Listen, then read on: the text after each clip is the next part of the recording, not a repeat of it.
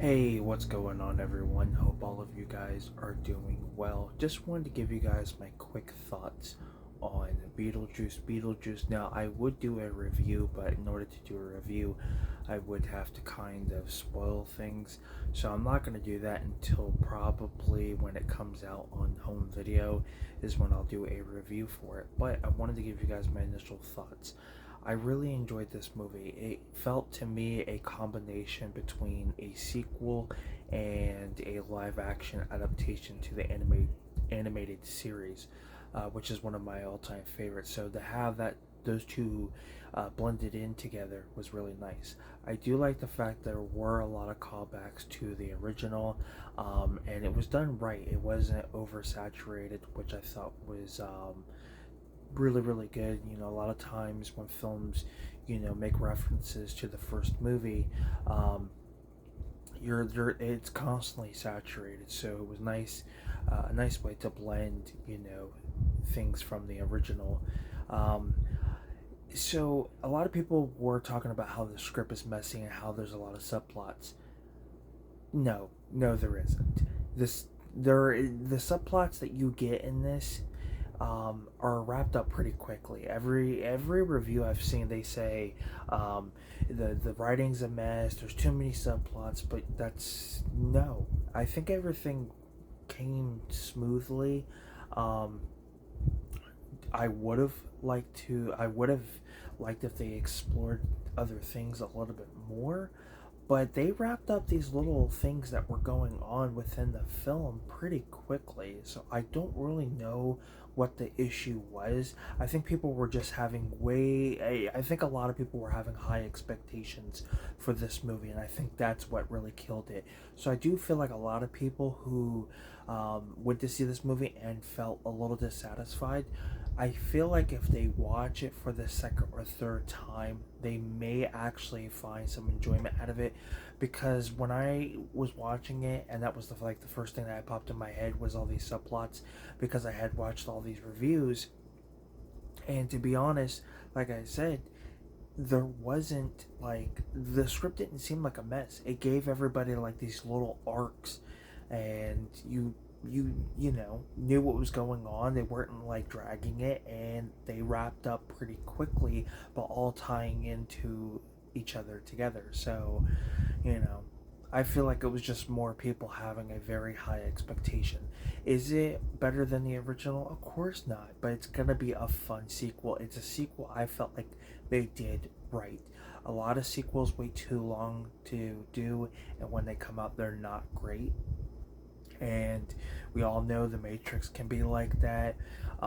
There's another movie I can't think of that was kind of similar. Dumb and Dumber is a prime example. But Beetlejuice, I think was done right, and it also it was something that kind of needed to happen because Tim Burton, since Dumbo, hasn't really done a whole lot. He kind of lost his, as Austin Powers would say, he lost his mojo.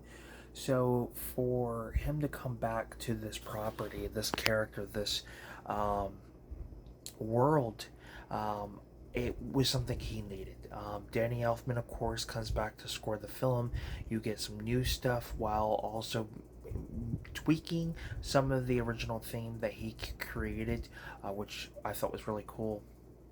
And yes, you do get some CGI, but it's not overwhelming.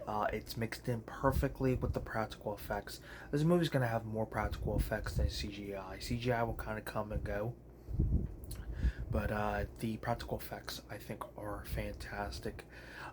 So yeah, I thought it was a really fun movie. The writers, I believe there was 5 writers for this film. That might be a little overkill in my personal opinion, but they all, I believe, worked on Smallville, and Smallville is a highly regarded series. I think people consider it to be one of the best Superman interpretations, to some extent, or prequel, whatever you want to call it.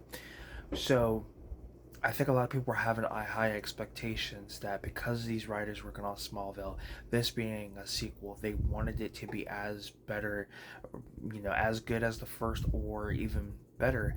To me, it's up there with the original. The original is gonna be better.